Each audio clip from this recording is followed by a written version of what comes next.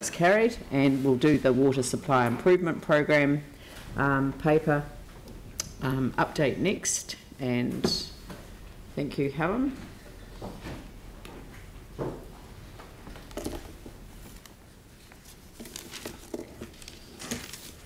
Right, thank you, councillors and Mayor. This is our standard update. So we've got an update on the progress with the program. We're also asking you to endorse a proposal to further reduce the chlorine dosing across our network, and to note the recent statement from our own District Health Board. So the Canterbury District Health Board has put out a statement on community water supplies. So in terms of the update, we started out with 7 secure wells, and to date we have 38 secure wells, so we have made good progress there. There are another 19 wells that are either in construction or about to have works begin early in January. So those have been obviously tendered out, and we will have people out there on those sites very soon. And there are a further 29 wells in the tender stage, so they're out to tender, and we're getting proposals in from the contractors across the city. And those contractors have been extraordinary in terms of being busy and responding to our tenders quite quickly, which is much appreciated. There's also some work going on the below ground wellhead repairs that you approved back in November, and the first 6 of those we will have people on the ground in January, so those will start in January. The design work has been completed, or almost completed for that, and the next 10 we expect to start in February or March, so that work is moving along. In terms of the further reduction in the chlorine dose, this is quite a technical piece of work, and I've had a couple of media inquiries about it, and I'm keen that people do understand what we're doing. So in terms of the effectiveness of disinfection, you'll have heard me talk before about it's a function of the concentration of chlorine and the contact time. So if you have a short contact time, you have to have a higher concentration of chlorine there to have effective disinfection. So in the city, we started out with 1 part per million chlorine for a 1-minute contact time before we hit our first consumer in the network. Then we did some modelling in our network, and at a number of pump stations, we don't have the first consumer until we get 2 minutes travel time in that network. So we can reduce that initial chlorine concentration down to 1/2 part per million for that 2-minute contact time. That has been quite successful, and we've had a reduction in complaints about taste and odour, and we're also keen to further reduce it citywide, because while the taste and odour complaints have gone down generally, we still have people who are quite sensitive to chlorine levels in terms of eczema and sensitive skin, and that can cause quite a problem for them. It's a small number of people that are sensitive like that, but it is quite an impact on their health and well-being.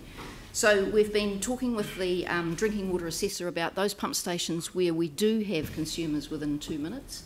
What can we do to further reduce the chlorine there? And you understand that water safety is all about a multi-barrier approach. So if we're going to reduce the chlorine concentration, what else can we do to mitigate the risk and the potential contamination of that supply?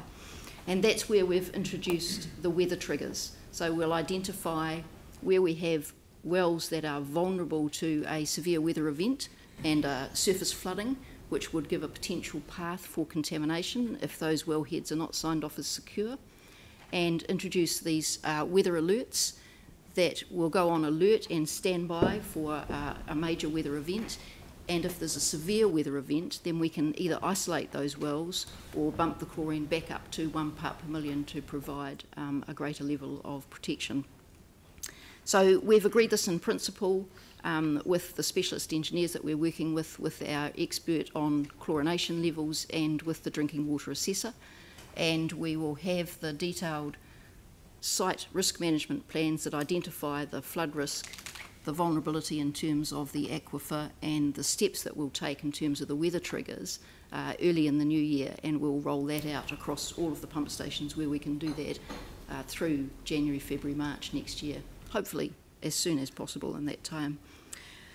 So, and then the last thing is to note that the Canterbury District Health Board is reinforcing the message that we got from the Director General of Health last year about the importance of the multi-barrier approach and that high level of care and diligence with the operation of our community supply. You will see that they are restating the effectiveness of chlorine treatment and chlorine as another barrier, and signalling again the need to demonstrate the quality of our infrastructure in terms of not getting any recontamination across that network. And again, that's what we've heard from the Ministry of Health. So no changes there, but a clear restatement of expectations for the future in terms of the quality of that infrastructure. And I'm happy to take questions. Well, actually, I was really annoyed when I read that. Canterbury DHB supports and encourages the use of chlorine by any water supplier looking to protect the drinking water of their customers. I mean, I just reject that statement out of hand. So I know that Raf had a question on it on another paper, so I'll let him ask the question first, but I haven't finished yet. No, keep going. Yeah, I mean, I was a bit previous there, but that line, I just wanted to make sure two things. One, are we going to be offside with the CDHB again in terms of we're here because of the compliance issue last Christmas around the Medical Officer of Health? And I just thought that was quite a strong sentence. Too strong. To say encourages the use yes. of chlorine. And it then goes on to say that you don't have to have chlorinated water to meet the drinking water standards, but that's the 2005-08 drinking water standards. So I just wanted to really raise the issue and ask for a little bit of clarification from you in terms of, are they going to take a view that we should chlorinate regardless, or are they just saying that they think it's a good idea, but you don't have to? I think since the Havelock North Inquiry report, which made a very clear recommendation for compulsory residual disinfection of all drinking water supplies, that message has been heard loud and clear within the Ministry of Health, and we have had quite a challenge in terms of bringing it back, if you like, to a risk management approach and demonstrating the safety of the supply. We've done quite a lot of work with the Ministry of Health and with the District Health Board on that, and I think we have made some progress. So I don't, I mean, I can't give you an answer. Are they going to make it prescriptive in the future? But I don't think so, because every time they talk about it, they do acknowledge that if you can demonstrate the safety of your supply and you have a multi-barrier approach, you're following the principles that they've outlined, then that additional barrier of residual disinfection may not be necessary. So it is, I can say that we have invited some of the key staff from the Ministry of Health down to Christchurch, and we now have a date for that, so they're coming down in January, and we will take them on a tour of our pump stations and our wellheads so that we can show them the work that has been done and how we can demonstrate the security of our water supply down here. Yeah, I think that the question that I had around it is that in terms of the Canterbury DHB, that's a separate function from the reporting line for both the drinking water assessor and the medical officer of health.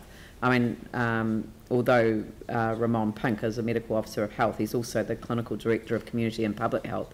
So I kind of was trying to draw out that this isn't a statement from the regulator. This is not a statement from the regulator, no. Yeah. I think this is in response to the large number of community water supplies across Canterbury. Yes. And not necessarily directed at the city. No. I mean, we're working very closely with both the medical officer of health and the drinking water assessor, yes, whose chain of command goes up to the Director General of Health. So it doesn't go through the DHB. I think we were kind of, we challenged that issue, or that issue was challenged at the Water New Zealand conference that we all went to, or seminar that we all went to a few weeks ago. Yeah, so I mean, I'm taking some comfort from that, because I think the key for Christchurch is the multi-barrier approach, and it is not a one-size-fits-all mandated from Wellington result for the entire country. That's our position, multi-barrier, leading to secure, safe water that is good to drink, and good to drink means absent chlorine. Yeah, cool. Pauline? Thank you. Helen Beaumont, arguably the only person in Christchurch doing a rain dance at this time of the year. This is great. Because we know that with the wet weather we use less water and you can get more of your work done. So that's the upside of it all. Look, just a wee clarification on the weather, the triggers for the vulnerable wells. So would those wells also be at reduced dose of chlorine, like half? And then if there's a trigger, then it goes either turned off or it goes up. That's correct, yes. So we'll identify the vulnerable wells. We will reduce the chlorine most of the time. Yep. But if there's a severe weather event forecast, then we would prefer to isolate that well. And usually we would be able to, because as you say, when there is rain, people are not irrigating, so there's lower demand. Yep. If we're not able to isolate that well, then we would increase the chlorine treatment. Right, and just thinking about the people who have, suffer with their skin, and I was talking to some people from the medical profession over the weekend, and would reducing the dose to half mitigate that, or would they still react to that? Yes, every reduction in the dose will help. And of course, for people who have sensitive skin, it depends where in the city they're living in terms of how much chlorine is in the water supply that they're getting.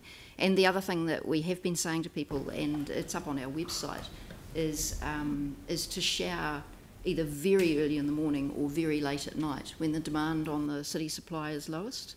So when the demand is lowest, we're using the least chlorine because we're favouring those pump stations that have no chlorine treatment. So that's another trick that people can use. Right, and I'm just thinking, like, for GPs to be able to be aware of perhaps if there is a weather trigger, and we have to bomb one of the wells with more chlorine, or the pump stations we put chlorine in, don't we? So we're not. How would they know that? Because they would expect an increase in people coming in. I don't think it will make that much difference. So it won't be every pump station where we put the additional chlorine in, and we're not putting in a super dose. We're just simply going back to the 1 part per million. Yes. Right. So I don't think we'll get that sort of response out of the network or the consumers. Right. Okay. Thank you. Aaron, Yanni, Dion. Yeah, Helen, what date was the letter sent by Ramon Pink? It's not on here. Sorry? Shoot, no. This is not sent by the board or signed off by the board. It just comes directly from staff. Yes, it was earlier in December. Sorry, I don't know the exact date. I can find that out for you. Was there not consideration given to treat Christchurch differently because this is a generic letter that's obviously gone out to all the suppliers across Canterbury.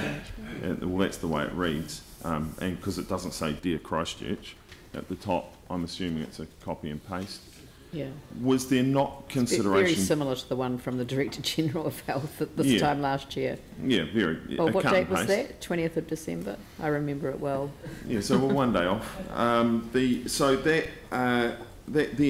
Is there not consideration given because are we as a council spending the most on making our water supply better and safer than it currently was, even though no one's ever got sick from our water? I think that question's best directed to the DHB. I mean, it is. I mean, you can't really question. You can't really question our staff member on a document that she's attached from the DHB.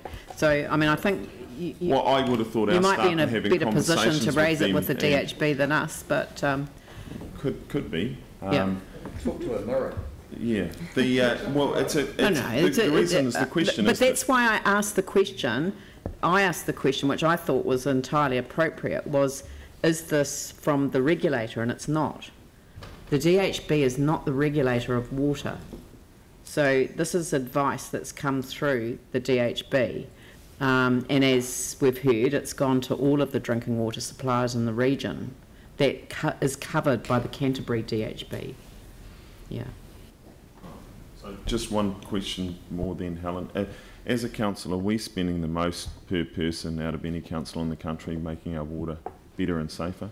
I very much doubt that we're spending the most per person. Okay. In terms of the significant investment in the next couple of years, that would certainly be pretty high compared to others across the country, because we're compressing 10 years of work into 2 years of infrastructure upgrade, so that is a lot. But we are a large council, and the costs per person in the small councils are very much higher. Yeah, well, I mean of comparative councils, so the big five. Are we spending the most? Once again, we're probably still not spending the most because we have such a good water source. So other councils do have to spend a considerable amount on treatment, and the facilities for that are not cheap. So, you know, we have enjoyed a very, very good water source, which comes up out of the ground under considerable pressure, which saves us pumping costs as well. Right, So because actually, our water was already good and you're just making it great again. Indeed. Thank you, that was a good line, I'll accept that one. Yanni? Thank you. So I just wanted to check, in terms of May next year, we'll be able to remove chlorine from our water? So we have a program through to May next year, and everything has to go according to plan for us to remove chlorine from every operating pump station by May. But that is still the target, and that is still what we are aiming to achieve. Now, as I said when Councillor Buck asked this question last month, the challenge may come the following summer. So we need to use fewer wells and fewer pump stations in May because that is winter supply and the demand is much lower. So getting to May, that is a little easier than getting to the following November, December period when we need to have even more wells and even more pump stations fully secure to be able to turn that chlorine treatment off. So we're still working on that further program, but the below ground wellhead remediation will assist us with that. And what I hope to bring you in February, and apologies that we can't bring it to you here today and have it for you for Christmas, is a program that not only shows you the progress from May through to this month, but the program that shows you what we're projecting out through to the end of next year in terms of the number of wells and the number of pump stations, and then how that maps against the winter supply and then the summer supply in terms of the chlorine. So I was really interested in 5.13. I mean, you're talking about developing the new smarter water supply network, opportunities to trial new technologies. I mean, I've asked this question previously, but this is kind of the first explicit mention of it, I think, in one of these reports, that there's going to be no duplication of cost doing that work. That's completely separate to securing the wells and upgrading the pump stations that we're currently doing. That's correct. Right. That is so some of that work is already underway, and you'll be familiar with the trials in the Riccarton zone and in the northwest zone in terms of some of the smart metering technology that's been going in there, and then also the moving to smaller supply zones and reducing pressures and getting the pressures more consistent across the city, which will also save us in terms of pumping costs, right, and should reduce the breakage rates. So there's no advantage of us putting additional funding on to do that as part of the same time as doing the current works, because it's not going to save any money. It will save money in the long run, but there'll be further advice coming to you on that. And just a final question was in regards to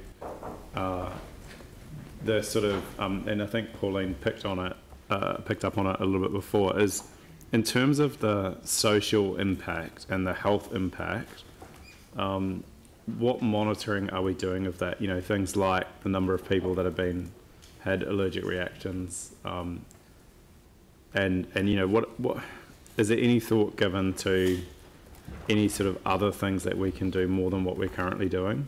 And just related to that, of course, is obviously the hot water cylinder issue.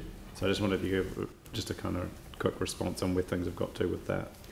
So in terms of the health impacts and people with sensitive skins and eczema and reaction to the chlorine levels, we have advice on our website about that, and that includes that sort of time of day in terms of showering or having a bath, so that people can minimise their exposure to the chlorinated water if they're particularly sensitive to it. But we're not doing any monitoring of numbers, as it were. So we're not doing a count of the people affected or anything like that. We do, of course, monitor complaints about taste and odour or any other issues with the water supply, and those complaints have decreased considerably as we've reduced the doses across the city, or perhaps as people have got used to the chlorine levels in their water supply. It's hard to tell which it is. In terms of the issue of the hot water cylinders, we, again, that is another one of the drivers to reduce the chlorine dose across the network. So we recognise that having to replace a hot water cylinder is an expensive exercise for people, and the fact that the chlorine seems to have accelerated the failure of those units across the city was quite a perverse and unexpected outcome. So we're doing everything we can to reduce the dose and avoid those sorts of problems. Dion? Apologies. We've got 140 wells, don't we? 140 operating wells, yes. How many? So that was the question, because I'm trying to understand how many wells we don't have in operation at any one time. Is that? Okay, so in terms of so we have the 50 pump stations across the city, or 53. Overnight, we probably only have 10 or 11 pump stations operating. So, you know, overnight when people aren't using the water 2 a.m, except those people who are showering, there's not much water demand. But during the day, when businesses are operating, people are up and out and about, then in the summer, peak time, we'll have all 53 pump stations operating. So it varies considerably. No. I think what I'm trying to ask is around the wells that have been fixed at the moment, in terms of the demand for different pumps. How many wells at any one stage do we have not in service? Because obviously that helps us to sort of field off some questions that we get around, demand isn't being met or something along those lines. So initially, when we put the program together, there was a 3-month period over the summer where we had no repairs programmed, because we generally need every well operating and every pump station operating to meet peak summer demand. We've put in place the water conservation campaign, and as Councillor Cotter has observed, the weather gods are on our side. So we do have a program of repairs still running through the summer, and we have, I think, 6 wells out of operation at the moment for repairs, and so we are continuing to do that. During the winter, that'll ramp up again, and we'll have more wells out of service at any one time. Okay. I mean, and in this report, are we able to get a bit of an idea sometimes which wells are being fixed, or is there any sort of work program that we can actually see that? I can certainly give you a more detailed breakdown of which wells are underway. So in terms of what's coming up, it'll be Denton and Dunbar's in the southwest. So there's 9 wells through the early part of the new year. That's where we're doing most of the work. Yeah. And the below ground work, in terms of those below ground repairs early in the new year, most of those will be in the central zone. So that's where the focus of it will be. Okay. At the moment, most of the work's in the northwest. Yeah, I see that they've got hardly any chlorine up there. That's right. And up at Brooklands Kayanga, that'll be the first zone off chlorine, will be up Brooklands Kayanga. Oh, well. Mike? Thank you. In the letter from Raymond Pink, it talks about obviously if the water wasn't chlorinated, that the infrastructure for the reticulation obviously needs to be to the right standard. Is there any risk for us in our current condition of our network? It depends what you mean by risk. If you mean a risk of recontamination through the network, there is theoretically always a small risk of recontamination through the network. I guess it's more the case of if we get all this work done and get all the wellheads secured, and we take away the chlorine, and then we get told actually your infrastructure is not up to standard, and therefore we have to chlorinate for that. It's just making sure we don't do all this work and then find out actually the infrastructure's for reticulation is not good enough. Yes, that is a risk, and that is a risk that we've anticipated from the beginning. So what we expect in terms of the new regulator is much higher standards for the reticulation network, particularly for any supplier that's seeking not to have residual disinfection. So while we're undertaking all of the work on the wellheads and doing that to best practice, we're also looking at other points in the network and other points where we see the risk as the highest. For us, that is in some of our reservoirs, where we've had issues with the integrity of the roof structure on those reservoirs. So we have an associated work program running alongside in parallel to address those issues at the reservoirs. So yes, we're doing that as well.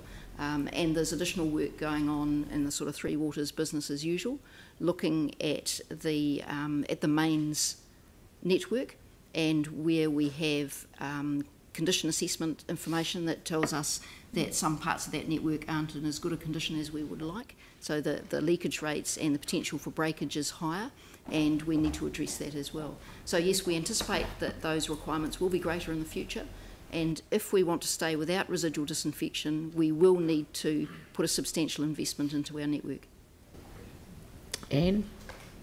Since we've been talking about spiritual things and God, I think you should be crowned as our new water goddess, actually. You're amazing, and we deeply appreciate the work that you and your team are doing and the way that you're able to respond so quickly to changing circumstances. So thank you so much. It's great.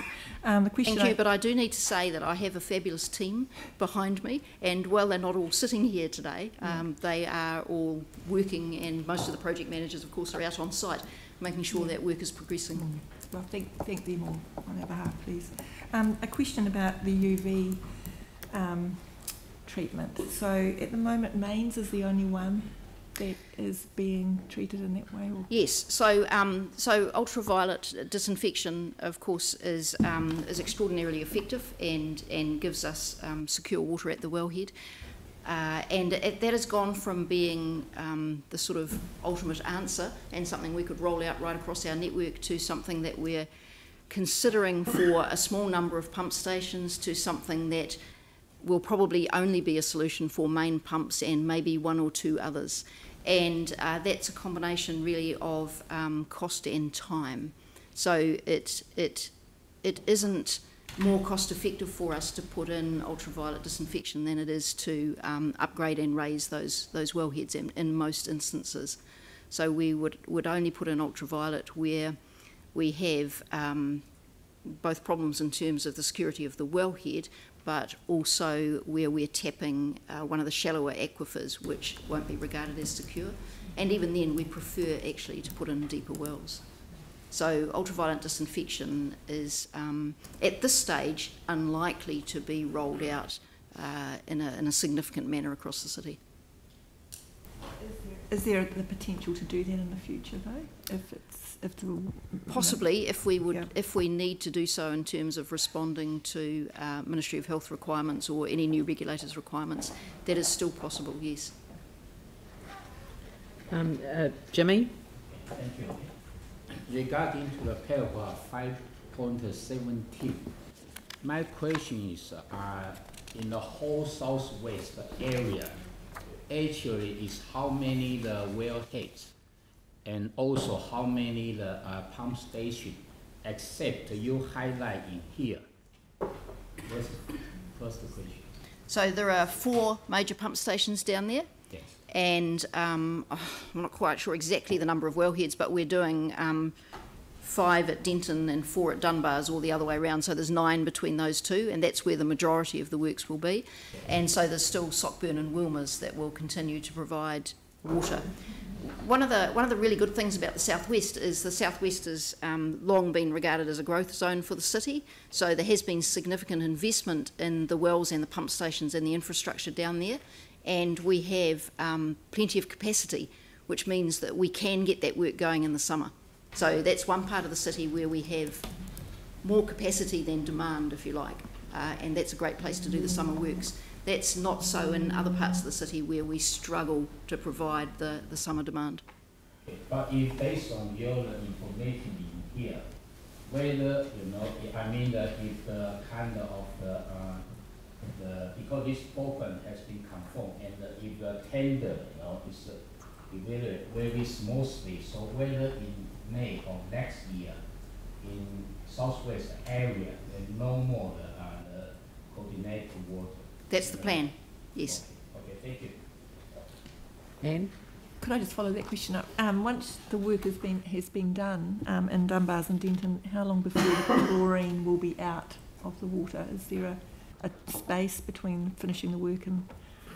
We do the follow-up assessments pretty quickly. So so the construction works are signed off by our internal people as complete, and then we get the independent specialist to come in and essentially audit the works, sign that off and say it's up to standard, and then that goes to the drinking water assessor for the final sign-off.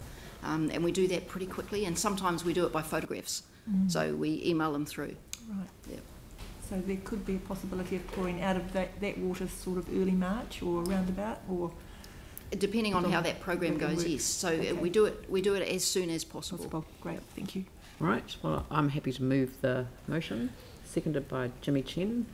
I'll put that motion, but before I do, I'll just say thank you very much, Helen. It has actually been really good to have that umbrella view and to bring all the bits and pieces together, and I know you're monitoring it really closely, and yeah, I am looking for a nice summer, so I'm going up to the Coromandel. So I'll put the motion. All those in favour say aye. Those opposed say no. That's carried. Thank you.